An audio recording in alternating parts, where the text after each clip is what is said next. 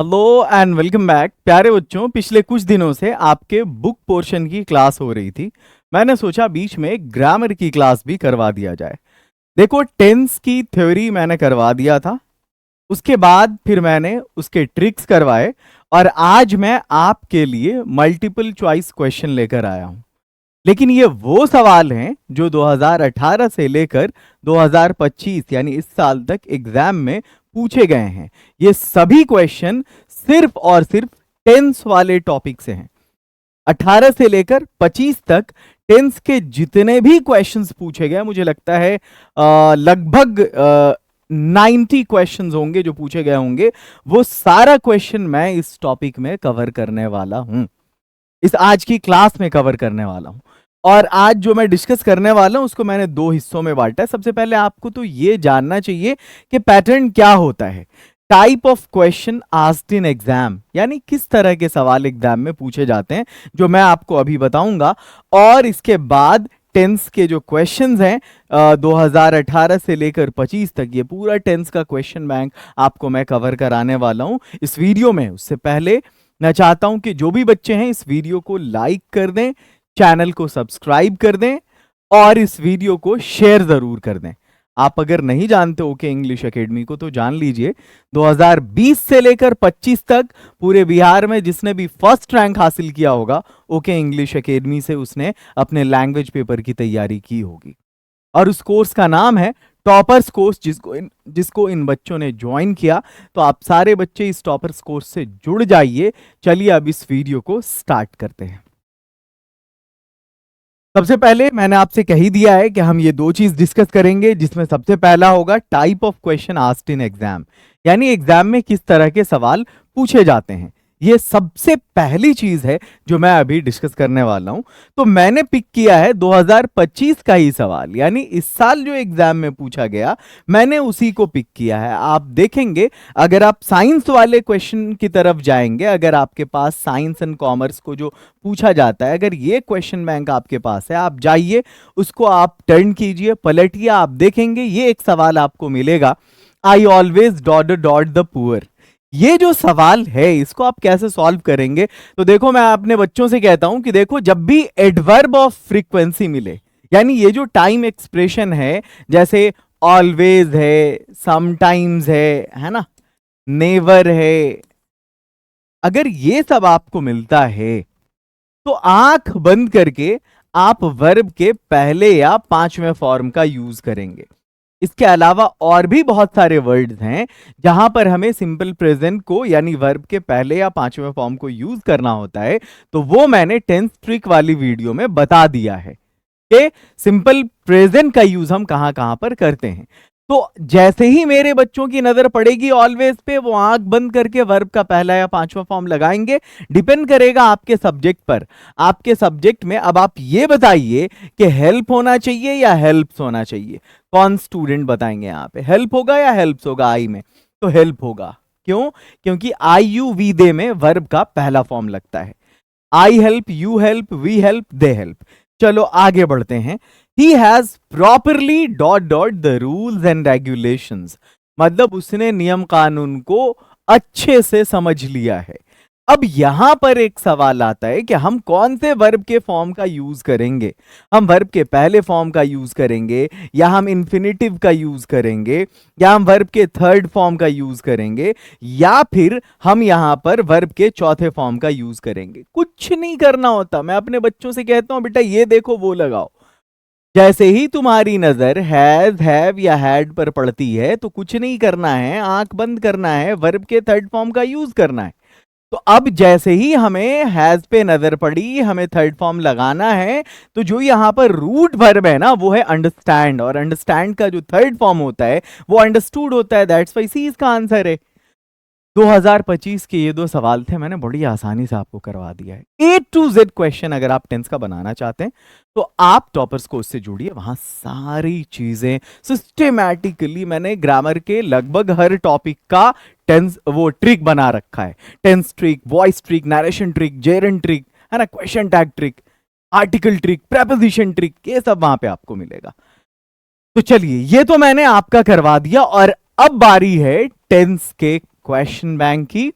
जो 18 से लेकर 25 तक का अब सिस्टेमैटिक ढंग से हम एक एक साल का पढ़ने वाले हैं। एक बार जोरदार अंदाज में आप सारे स्टूडेंट इस वीडियो को शेयर कर दीजिए। जैसे देखो वहां पे जो इंस्ट्रक्शन रहता है ना इस तरह के क्वेश्चन में कुछ ऐसा रहता है, choose the correct tense form of the given option and fill in the blanks with them. मतलब ये कि ये जो खाली जगह है इसको ये जो दिया गया 4 ऑप्शन है ये टेंस फॉर्म या वर्ब फॉर्म जो भी कह लो आप वो है और उससे इस खाली जगह को भरना है। तो देखो हमने 2018 से स्टार्ट किया है क्योंकि अगर 2009 से लेते हम क्वेश्चन तो बहुत सारा हो जाता।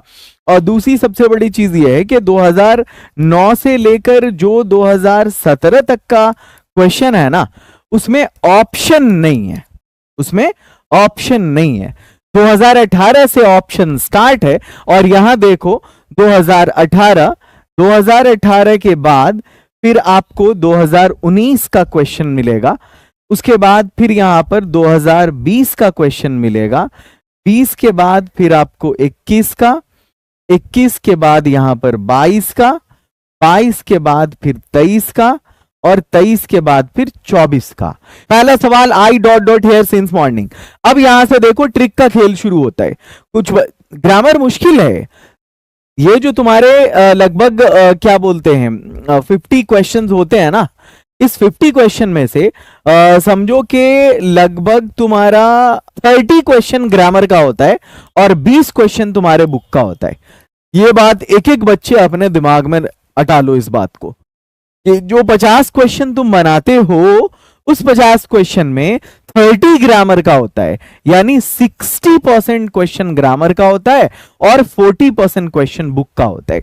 तो 50 का 60% 30 हुआ और 50 का 40% 20 हुआ। अब अंदाजा लगाओ ग्रामर कितना इंपॉर्टेंट है, तुम इसको अवॉइड नहीं कर सकते। स्टार्ट करते हैं। आई dot dot here since morning, यहां सिंस प्लस टाइम एक्सप्रेशन है। अब मैं यहां पर तुम्हें एक ट्रिक दूंगा। ट्रिक ये है कि तुम सिंस के साथ फॉर देखो और अगर उसके साथ कोई टाइम एक्सप्रेशन लगा हुआ देखो, सिर्फ सिंस ही नहीं, अगर यहां पर फॉर भी आता और इसके साथ कोई टाइम एक्सप्रेशन लगा हुआ होता तो कुछ नहीं करना था, अपने को वहां पर हैज बीन या हैव बीन के साथ वर्ब का चौथा फॉर्म लगा देना था। तो पहले सवाल का जवाब मैं लेना चाहूंगा, सब्जेक्ट चूंकि तुम्हारा आई है तो आई के साथ हैज नहीं लगेगा, हैव लगेगा। तुम्हारा आंसर होगा have been waiting. I dot dot interested in metaphysics, मेरी मेटाफिजिक्स में दिलचस्पी रही है। अब यहां पर इसका जवाब देना है। यहां पर देखो ये जो इंटरेस्ट है, ये जो दिलचस्पी है ना, वो एक सर्टेन पीरियड ऑफ टाइम से रहती है और लगातार रहती है जब भी हम इस बात को करते हैं। तो यहां पर आई विल ऑलवेज बीन ये कोई सेंस नहीं बनाता यहां पे, क्योंकि विल के साथ वर्ब का पहला फॉर्म आएगा ना कि थर्ड फॉर्म आएगा जब भी आएगा। ठीक है, आई हैव ऑलवेज बीन होगा यहां पर इंटरेस्टेड इन मेटाफिजिक्स। आगे चलो नेक्स्ट क्वेश्चन।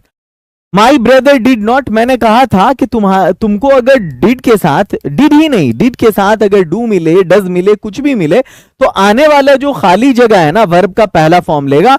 तो चूज की जो सही स्पेलिंग है वो यही है, CHOOAC। आगे बढ़ो।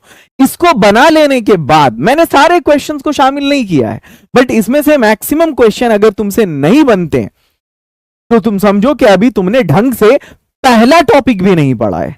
आगे चलो। She dot dot 6 books on Indian mythology. एक ट्रिक मैं सिखाऊंगा कि कुछ क्वेश्चन ट्रिक का नाम है, याद रखोगे, एलिमिनेशन ट्रिक। बता दे रहे हैं वो हुआ, ये हमारा एलिमिनेशन ट्रिक ऐसा ट्रिक है, ये एग्जाम के टाइम में पढ़ाएंगे तुम लोगों को। 1 से 3 सेकंड में ये उन सवालों का जवाब दे देता है जो जिसका तुमको कॉन्सेप्ट ही नहीं पता है। मतलब तुमको उसकी थ्योरी भी नहीं पता और तुमको उसका ट्रिक भी नहीं पता। जिन सवालों की थ्योरी और जिन सवालों का ट्रिक नहीं पता है वो हम एलिमिनेशन ट्रिक से हल कराएंगे। याद रखोगे सारे स्टूडेंट्स एग्जाम के टाइम में इस ट्रिक का फायदा उठाने का मौका मिलेगा तुम लोगों को। अब देखो इस एलिमिनेशन का क्या सिस्टम होता है, मैं थोड़ी एक झलक दिखा देता हूं।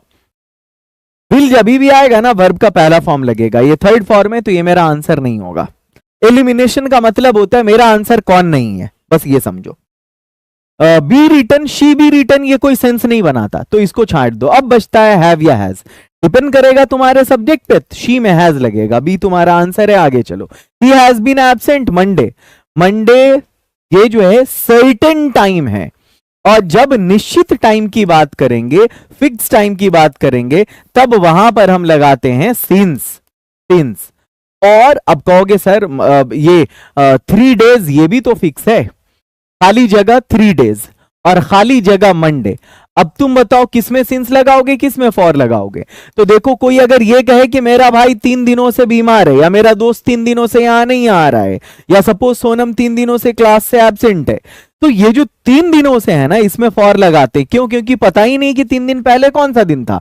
बट अगर कोई ये बोल दे कि वो मंडे से एब्सेंट है, तो टाइम का पता चलता है कि ये सर्टेन टाइम है। अब यहां पर हम सिंस लगाते, तो मंडे ही नहीं, मंडे, ट्यूसडे, वेंसडे, थर्सडे, हफ्ते का कोई भी दिन हो या महीने का कोई भी नाम हो, जनवरी, फरवरी, मार्च, अप्रैल, मई, जून, जुलाई, अगस्त, सितंबर, कुछ भी होगा, सिंस लगाओगे। आगे बढ़ जाओ, नेक्स्ट क्वेश्चन। मैं इसी टाइम में 10 से 15 सेकंड में तुम्हें आंसर भी बता रहा हूं, एक्सप्लेन भी करके दे रहा हूं। 1 मिनट में 4 सवाल करेंगे। He dot dot if we had taken our food, मतलब हम लोगों ने अपना खाना खाया है या नहीं, लिया है या नहीं। तुम लोगों को एक दिन मैंने पढ़ाया था टेंस कंसिस्टेंसी के नाम से एक टॉपिक। इसका मतलब ये है कि अगर ये पास्ट में है तो ये वाला भी पास्ट में होगा। ऐसा नहीं हो सकता कि ही आस्क, ये पास्ट है ना, तो ही आस्क्ड ही होगा यहां पर। समझ में आ रहा है? और पास्ट में तो हैड भी है, लेकिन हैड के साथ आस्क इसलिए नहीं लगेगा क्योंकि हैड जब भी लाएगा अपने साथ वर्ब का थर्ड फॉर्म लाएगा। तो ये चूंकि आस्क नहीं है, हमारा जवाब नहीं होगा। He asked if we had taken our food. आगे चलो, नेक्स्ट क्वेश्चन है अगला। When Radha dot dot back she will sleep, मैंने तुम लोगों को पढ़ाया था क्या, इफ और वेन कंडीशनल के नाम से एक टॉपिक।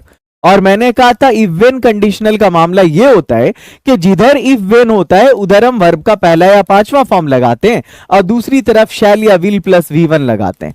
तो तुम लोग अगर आंख खोल करके देखोगे तो यहां पर विल है और इसके बाद वर्ब का पहला फॉर्म स्लीप है। इसका मतलब इसमें वर्ब का पहला या पांचवा फॉर्म लगेगा, जो डिपेंड करेगा तुम्हारी राधा पे। अब राधा एक लड़की है, सब्जेक्ट हल्का, तो वर्ब भारी, कम्स हो जाएगा। 7 का बी आंसर होगा। Next question.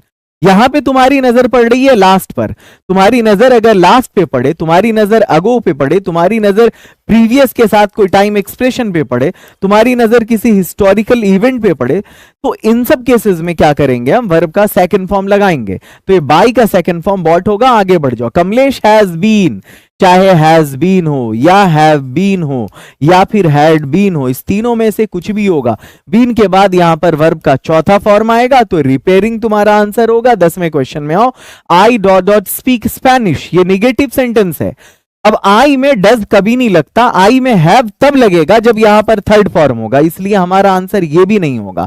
Do not speak Spanish बिल्कुल एप्रोप्रिएट है, क्योंकि डू के साथ वर्ब का पहला फॉर्म लगता है और ये पहला फॉर्म है। हैड के साथ थर्ड फॉर्म लगेगा, और चूंकि ये थर्ड फॉर्म नहीं, तो हमारा ये भी आंसर नहीं होगा। आंसर सी होगा। Next question. They dot dot next week. अब देखो यहां पर नेक्स्ट का मामला क्या है। जब भी तुम्हारी नजर नेक्स्ट पे पड़े या कमिंग पे पड़े, इन सब पे नजर पड़ती है, तो तुम शैल विल के साथ वर्ब का पहला फॉर्म लगा दो। तुम्हारा सब्जेक्ट कौन है? दे है। इसका मतलब है विल प्लस वी1 होगा। आंसर ये है। नेक्स्ट है when Sita dot dot back will discuss the problem. ये सेम क्वेश्चन मैंने अभी कराया है, ये सेम क्वेश्चन अभी मैंने पीछे कराया है। यहां पर ये जो तुम्हें दिख रहा है वेन, इफ और वेन जिधर लगा होगा उधर हम वर्ब का पहला या पांचवा फॉर्म लगाएंगे। अभी मैंने बात किया तुम्हें इफ या वेन कंडीशनल नाम से, मैंने एक टॉपिक पढ़ाया था तुम्हें। इफ या वेन कंडीशनल का मामला है जिधर तुम्हारी नजर इफ या वेन, मतलब जिस साइड में इफ या वेन देखो उधर वर्ब का पहला या पांचवा फॉर्म लगा दो, और दूसरी तरफ शैल विल प्लस वी1 लगेगा। तो यहां शैल विल प्लस वी1 है, लेकिन इस साइड वी1 वी5 होना चाहिए। तो ये विल कम इधर आंसर होगा तुम्हारा। सीता में, सॉरी यार, सीता में कम्स होगा, ये तुम्हारा आंसर होगा B. Next. He dot dot video games. Had के साथ कभी वी4 नहीं आएगा, ही में कभी एम नहीं लगेगा। इसी को बोलते एलिमिनेशन, इसी को बोलते एलिमिनेट करना। ही के साथ कभी आर नहीं आएगा, इसलिए डी आंसर होगा तुम्हारा। लिसन। अब ये एक चीज मैं बता दे रहा हूं, गौर से देखना। सुनो, वो खेल रहा है। देखो, वो पढ़ रहा है। शांत रहो, मतलब बी क्वाइट या कीप क्वाइट, शांत रहो। कीप क्वाइट हो या फिर बी क्वाइट हो, ये अगर ऐसा तुमको मिलता है कुछ केस और इसके बाद तुमसे अगर वर्ब का फॉर्म पूछा जा रहा है, वर्ब का फॉर्म पूछा जा रहा है, तो बेटा इन तीनों में कोई भी हो, listen, look, keep quiet, be quiet, तो यहां पर इज एम आर के साथ वर्ब का चौथा फॉर्म लगा देना। मतलब राधा अगर है तो इज प्लेइंग हो जाएगा। इस वाले ट्रिक को सीख लो सारे बच्चे, वीडियो को फॉरवर्ड करते रहो। When the sun is shining, we usually, जब तुम्हारी नजर यूजुअली पे पड़े, फ्रीक्वेंटली पे पड़े, जनरली पे पड़े, अगर इस सब पे नजर तुम्हारी पड़ती है तो V1 V5 लगाओ ना, किसने रोका है। अब यहां पर V है तो V के साथ क्या लगाओगे, वर्ब का पहला फॉर्म, गो होगा, यहां पर आगे बढ़ जाओ, dot dot he come with अस।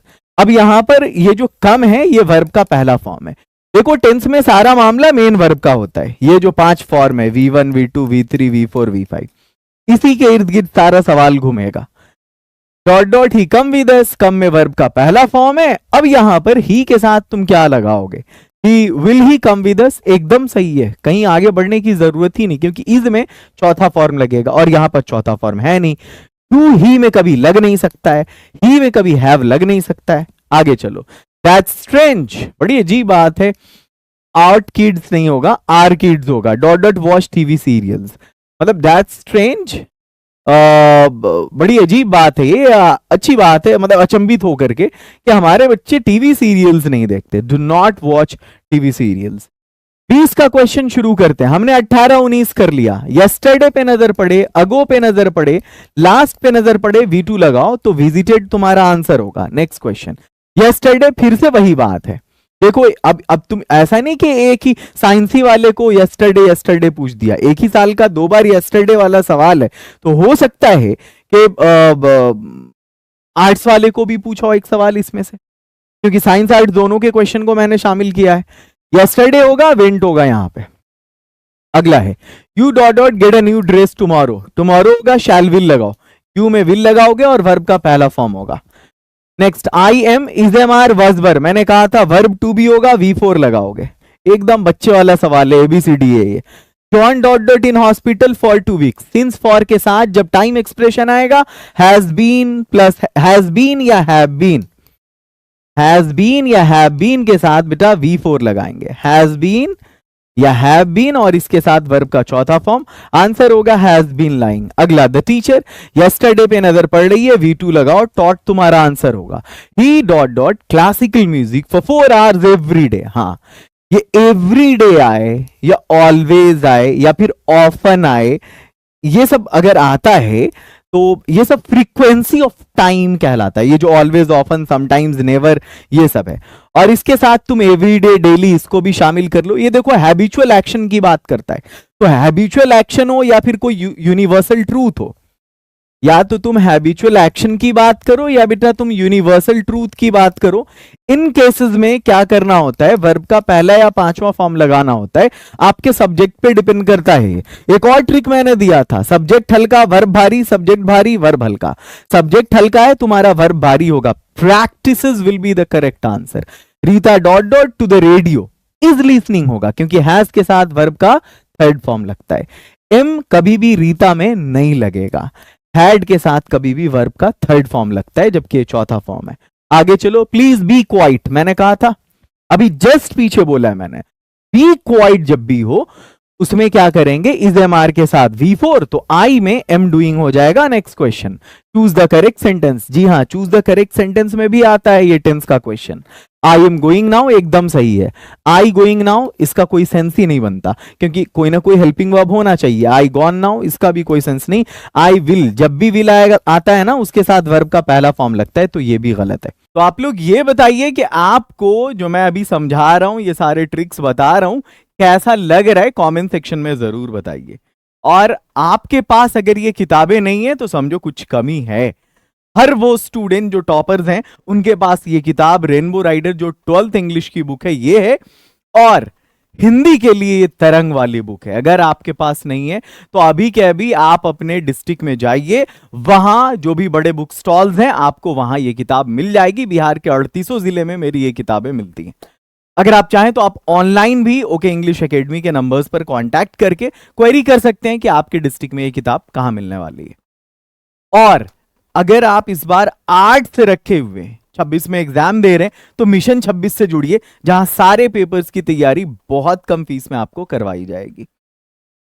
चलिए खैर, अब आगे बढ़ते हैं, अगले क्वेश्चन की तरफ आते हैं। कीप क्वाइट, फिर से वही वी में आर लिसनिंग हो जाएगा। मैंने बोला ये जब भी आएगा V4 लाएगा अपने साथ। आगे चलो, हैव यू। मैंने तुम लोगों को एक दिन बताया था ना कि कौन सा हेल्पिंग वर्ब होने पर कौन सा मेन वर्ब आता है। तो हैव हैड आने पर वर्ब का थर्ड फॉर्म आता है। डू यू, जब भी डू डिड डज आएगा वर्ब का पहला फॉर्म लगेगा। नेक्स्ट क्वेश्चन है he has dot dot the prize, wins होगा, हैज आएगा थर्ड फॉर्म लगेगा, वॉन तुम्हारा आंसर होगा। अगला सवाल, लास्ट नाइट पे नजर पड़ रही है, V2 लगाओ ना। तो यहां पर देखना होता है एक्चुअली कौन सा रूट फॉर्म है। तो रूट फॉर्म अगर देखोगे ना वर्ब का यहां पर, तो सी है। अब तुमको अपना दिमाग लगाना है कि सी का V2 क्या होगा, तो इसका आंसर होगा 100। आगे चलो, नेक्स्ट क्वेश्चन, ईटन, ईटन का मतलब है ये वर्ब का थर्ड फॉर्म है। अब यहां पर तुमसे मेन वर्ब नहीं पूछा जा रहा है, मेन वर्ब ऑलरेडी दे रखा है। अब तुमसे हेल्पिंग वर्ब पूछा जा रहा है। तो ये जो V3 है ना, उसका जो हेल्पिंग वर्ब होगा हैज होगा या हैव होगा या हैड होगा। तो यहां पर तो हैज और हैड कुछ दिख नहीं रहा है, तो हैव ही तुम्हारा आंसर होगा। और वैसे भी आई में हैव लगता है ना कि has. If you dot dot I help you, ये कौन सा क्वेश्चन है? इफ कंडीशनल है। मैंने बताया था इसमें क्या होता है, जिस साइड इफ होगा उधर V1 या V5 होगा, और ये डिपेंड करेगा तुम्हारे सब्जेक्ट पर। तुम्हारा सब्जेक्ट यू है, वर्ब का पहला फॉर्म लगाओ, कम। आगे चलो, why dot dot you come to the party yesterday. अब यस्टरडे होगा तुम V2 लगाओगे, लेकिन V2 कब लगाओगे? जब पॉजिटिव होगा सेंटेंस तब। जब तुम्हारा सेंटेंस नेगेटिव हो या जब तुम्हारा सेंटेंस इंटेरोगेटिव हो, तो उस केस में हम क्या करेंगे, यहां पर डिड लगाएंगे। क्या लगाएंगे? डिड लगाएंगे। वाई डिड यू या वाई डिडंट यू होगा, यहां पर didn't is the correct answer. आगे चलो, what are you, is am are was were होगा, हम V4 लगाएंगे। इससे कोई फर्क नहीं पड़ता कि ये सेंटेंस तुम्हारा इंटेरोगेटिव है, पॉजिटिव है, नेगेटिव है, कुछ भी है, टॉकिंग तुम्हारा आंसर होगा। अगला है आई dot dot like listening classical music. अब यहां पर ये सिंपल प्रेजेंट टेंस है। सिंपल प्रेजेंट का जब नेगेटिव बनाएंगे तो डू नॉट या डज नॉट लगाएंगे, सब्जेक्ट पे डिपेंड करेगा। तुम्हारा सब्जेक्ट आई है, I do not like listening classical music. I dot dot, ये सेम क्वेश्चन है, रिपीट है। आई dot dot my application yesterday, V2 लगाओ, रोट होगा यहां पर। अगला क्वेश्चन, वाई डोंट, अब यहां पर डू आया, फिर से हाँ, अब सब्जेक्ट की बात करेंगे। तो ये जो डू है ना तुम्हारे प्लूरल सब्जेक्ट में लगता है, जैसे इसमें क्या बोलते, यू में लगता, वी में लगता, दे में लगता है ना, और फिर प्लूरल में लगता, आई में, यू में, वी में, दे में। इस चारों को कॉमनली मैंने एक नाम दिया था आयुर्वेद ट्रिक का, कि आयुर्वेद में डू लगता है और प्लूरल में डू लगता है। तो देखो यहां पर आयुर्वेद में से यू आ गया, इसमें डू लगेगा।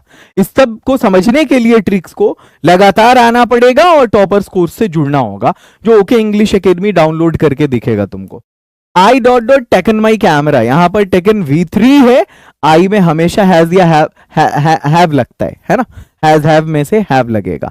Amar says that he dot dot English lessons every day, ये सिंपल प्रेजेंट की बात कर रहा है कि अमर कहता है कि वो रोजाना, जैसे ही तुम्हारी नजर एवरी डे पे पड़ेगी ना, V1 या V5 लगाओगे। तो डिपेंड करेगा तुम्हारे सब्जेक्ट पर, तुम्हारा सब्जेक्ट ही है, इसमें टेक्स लगेगा। 60 पीपल, 60 पीपल मीन्स हो जाएगा यहां पर, सब्जेक्ट हल्का वर्ब भारी। ये ट्रिक देखो क्या था, मैंने पढ़ा है कभी। डू यू, जैसे ही तुम्हारी डू पे नजर पड़ेगी वर्ब का पहला फॉर्म लगेगा। Do you dot dot do you have tea at 5, ये वर्ब का पहला फॉर्म भी है। आगे चलो, next question, it dot dot when we went out, मतलब जब हम बाहर गए, ये पास्ट है। टेंस कंसिस्टेंसी में बताया कि अगर एक क्लॉज पास्ट है दूसरा पास्ट होगा। It was raining when we went out, मतलब बारिश हो रही थी जब हम बाहर गए। Don't disturb me, I dot dot my homework, I के साथ जब भी लगेगा यहां पर वर्ब का पहला फॉर्म लगेगा, पहली चीज। और दूसरी चीज ये है कि मुझे डिस्टर्ब मत करो, बंदे का काम चल रहा है, अभी मैं अपना होमवर्क कर रहा हूं, I am doing my homework. अगला है the peon dot dot the bell, मतलब ये चपरासी घंटी बजाता है, तो the peon rings the bell हो जाएगा यहां पर। अगला, डू यू स्टिल, ये 2023 का क्वेश्चन है। 22 तक का हम लोगों ने टेंस का सारा क्वेश्चन कर लिया। 23 का डू यू स्टिल, जैसे ही डू पे नजर पड़ रही है वर्ब का पहला फॉर्म लगाओ, बिलोंग हो जाएगा। स्टिल विस्टिल से कोई मतलब नहीं है। Do you still belong to the club, मतलब क्या अभी भी तुम क्लब से जुड़े हुए हो। Who is on the phone, who were, who am, who are नहीं होगा, who is on the phone, phone पर कौन है। अगला, आई dot dot the Taj Mahal last month, 23 का क्वेश्चन कर रहे हो, ये विजिटेड हो जाएगा। लास्ट पे नजर पड़ी तुम्हारी, V2 लगा दो।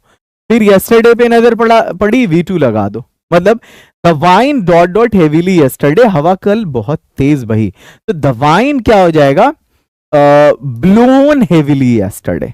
Next question.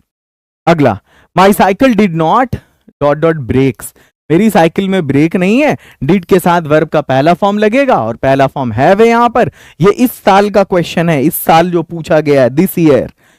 ऑलवेज पे नजर पड़े, V1 या V5 लगाओ। मैंने पहले ही बोला ऑलवेज आ जाए, ऑफन आ जाए, यूजुअली आ जाए, समटाइम्स आ जाए, ये सब कुछ ऐसे टाइम एक्सप्रेशंस हैं जो अपने साथ वर्ब का पहला या पांचवा फॉर्म लेते हैं। सब्जेक्ट पर डिपेंड करता है। मोती एक लड़का, सब्जेक्ट हल्का, वर्ब भारी, इट्स तुम्हारा आंसर होगा। नेक्स्ट क्वेश्चन, यहां पर है लास्ट नाइट, लास्ट पे नजर पड़ेगी, V2 लगाओगे, कॉल्ड हो जाएगा तुम्हारा आंसर। नेक्स्ट, वी आर, जैसे ही इज एम आर पे नजर पड़े, मतलब वर्ब टू बी, चाहे इजो, एमओ, आरओ, वजो, वरो, V4 लगाओगे।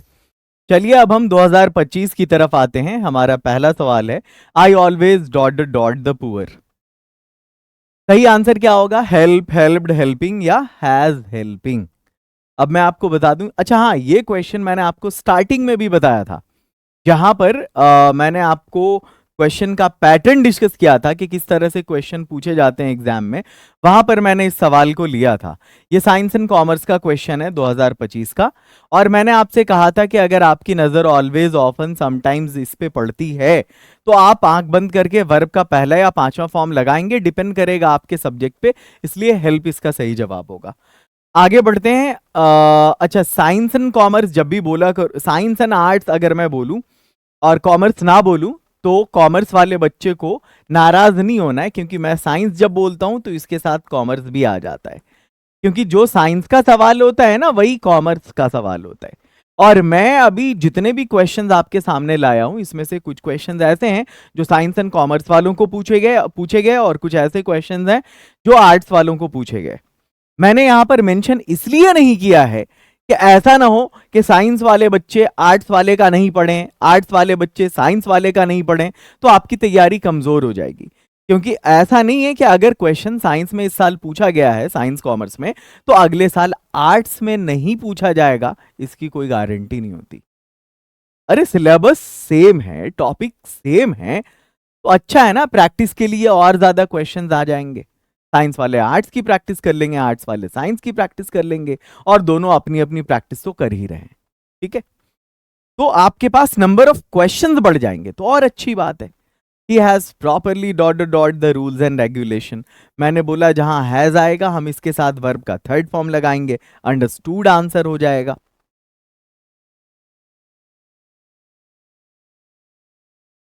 आई can't believe dot dot my purse at home, मतलब मैं यकीन नहीं कर सकता कि अपना पर्स घर पर क्या भूल गया या भूल जाता हूं। बोलते हैं ना, मुझे यकीन नहीं आ रहा मैं अपना पर्स घर पे भूल गया, मतलब वो घटना जो अभी हुई है, तो उसके लिए आई फॉरगेट हो जाएगा, जो अक्सर होती है उसके लिए। आई हैव, जब हैव लगेगा तो कभी भी इसके साथ वर्ब का थर्ड फॉर्म आएगा, जबकि यहां पर पहला फॉर्म है, तो हमने यहां पर एलिमिनेट किया है इसको। अगर आपका ट्रिक काम नहीं कर रहा हो तो वहां पर आपको एलिमिनेशन काम आता है कि जो गलत जवाब है उसको हटा दीजिए। आई फॉरगॉटन कोई सेंस नहीं बनाता, क्योंकि अगर यहां पर हैज या हैव हैड नहीं है तो फिर थर्ड फॉर्म का कोई मतलब नहीं बनता। हैज हैव हैड लगेगा तभी थर्ड फॉर्म आएगा, नहीं तो आप सेकंड फॉर्म लगा सकते हैं, तो सेकंड फॉर्म तो है नहीं। हाँ, आई फॉरगॉट ये सही जवाब है। I can't believe I forgot my purse at home. तो हमने एलिमिनेशन ट्रिक से इसको सॉल्व किया, क्योंकि जो ट्रिक मैंने आपको बताया था उससे ये सॉल्व नहीं हुआ। एग्जाम जब करीब आ रहा होते, क्लोज आ रहा होते, तो हम एलिमिनेशन ट्रिक्स के कुछ क्लासेस करवा देते हैं बच्चों को, ताकि एग्जाम में अगर कोई सवाल हमसे नहीं बन रहा है तो हम उसको कैसे सॉल्व करेंगे। Have you dot dot Amrita, अब यहां पर हैव पे नजर पड़ रही है, वर्ब का थर्ड फॉर्म लगाओ। ऐसा कुछ बाउंड नहीं है कि ये सिर्फ पॉजिटिव सेंटेंस के साथ यूज होगा, नहीं, निगेटिव और इंट्रोगेटिव में भी ये रूल एप्लीकेबल है। आप यहां पर थर्ड फॉर्म लगा सकते हैं। सीन आपका करेक्ट आंसर है। आगे बढ़ो। I have lived in this town dot dot childhood. मैं इस शहर में रहा हूं, बचपन से रहा हूं। यार ये जो चाइल्डहुड है ना, इससे पहले हमें सिंस लगाने, क्योंकि टाइम एक्सप्रेशन फिक्स है। Since morning, since evening, since yesterday, since last night, since this summer, since this winter, ये सिंस लगाएंगे यहां पे। आगे चलो next one. I call you. आप लोगों को मैंने इफ वेन कंडीशनल पढ़ाया था, और ये मैंने आप लोगों को पढ़ाया था सिंपल फ्यूचर में। वहां मैंने कहा था कि देखो, जिस साइड ये कंडीशनल क्लॉज होगा ना, इफ या वेन, उधर हम वर्ब का पहला या पांचवा फॉर्म लगाएंगे, और जो दूसरा क्लॉज होगा उसमें हम शैल या विल प्लस V1 लगाएंगे। क्या लगाएंगे? शैल या विल प्लस V1। मैं आपको हिंदी में एक सेंटेंस देता हूं। अगर आपसे मैं ये पूछूं कि अगर वो आएगा मैं जाऊंगा, तो आप क्या बोलेंगे? इफ ही विल कम आई शैल गो। नहीं, इफ ही कम्स बोलना होगा। जिधर इफ है उधर सिंपल प्रेजेंट लाना होगा, तो या जिधर वेन है उधर सिंपल प्रेजेंट लाना होगा। तो यहां पर है I'll call you dot dot I arrive at the airport. I'll call you, मैं तुम्हें कॉल करूंगा जब मैं एयरपोर्ट पर पहुंचूंगा। When I arrive at the airport। अब देखो यहां पर ये सिंपल प्रेजेंट है, वर्ब का पहला फॉर्म है या पांचवा फॉर्म है, इसमें से पहला फॉर्म है। इधर क्या है? शैल विल प्लस V1 है, शैल विल प्लस V1 है। तो मैंने आप लोगों को इफ वेन कंडीशनल में ये बता ही दिया था वहां पे, है ना। If I arrive at the airport, अगर इफ होता तो भी हम उसको सही कर लेते। When I arrive at the airport, ये सही है। आगे चलिए, आगे बढ़ते हैं। नंबर 7 है question. Virat Kohli dot dot for Indian. ये आर्ट्स वालों को पूछा था, ये वाला भी आर्ट्स वालों को पूछा था। उधर शुरू का 5 वो साइंस वालों को पूछा था। Virat Kohli dot dot for India. Virat Kohli plays for India. मैंने एक ट्रिक बताया था ना कि सब्जेक्ट हल्का तो वर्ब भारी, सब्जेक्ट हल्का वर्ब भारी। मतलब अगर किसी को थर्ड पर्सन सिंगुलर नंबर के साथ एस या ईएस लगता है, ये वाली किताबी भाषा समझ में नहीं आती, तो मेरी एक वो ट्रिकी लैंग्वेज सीख जाओ कि सब्जेक्ट हल्का, यानी अगर एक बंदे की बात हो तो वर्ब को भारी कर दो, यानी उसमें एस या ईएस लगा दो। और अगर सब्जेक्ट भारी हो, एक से ज्यादा बंदे हो, तो यहां पर इसको हल्का कर दो, यानी पहला फॉर्म रहने दो। तो सब्जेक्ट हल्का वर्ब भारी, करेक्ट है। Virat Kohli plays for India. 2018 से लेकर 2025 तक जितने भी क्वेश्चन थे मैंने A to Z करवा दिया। लगभग 90 क्वेश्चन होगा इसमें। और मैं अपने इस सेशन को यहीं पर एंड करता हूं, लेकिन आपसे मेरी एक रिक्वेस्ट है कि अगर आपके जानने वाले कोई 11th के बच्चे हैं तो आप उनसे बोलिए फाउंडेशन बैच से जरूर जुड़ने को। अभी से ही टॉपर बनने की नींव हम लोगों को रखनी है 11th के फाउंडेशन बैच में, जहां मैं reading, writing, speaking, vocabulary, everything सब कुछ सिखाऊंगा। इस लायक बना दूंगा कि आप साइंस को इंग्लिश में खुद से समझ सकते हैं, एग्जाम में खुद से लिख सकते हैं, एनसीईआरटी की बुक खुद से पढ़ के समझ सकते हैं। टॉपर्स जो 12th के बच्चे हैं उनके लिए इससे बेहतर कोई बैच नहीं। और जो अंग्रेजी बोलना सीखना चाहते हैं, स्पीकिंग के लिए डायमंड स्पीकिंग कोर्स जरूर ज्वाइन करें। इसकी कोई एज लिमिट नहीं है, एक 7-8 साल का बच्चा भी इसको ज्वाइन कर सकता है, और जो 50-60 साल के हैं वो भी इसको ज्वाइन कर सकते हैं। कोई भी क्वेरी हो आपकी, चाहे मेरी किसी कोर्स के सिलसिले में, किसी किताब के सिलसिले में, आपके सामने ये 2 नंबर्स हैं, आप उन पर कॉल या व्हाट्सएप कर सकते हैं। मेरी तरफ से ढेर सारा प्यार। All the best. Have a great and wonderful day.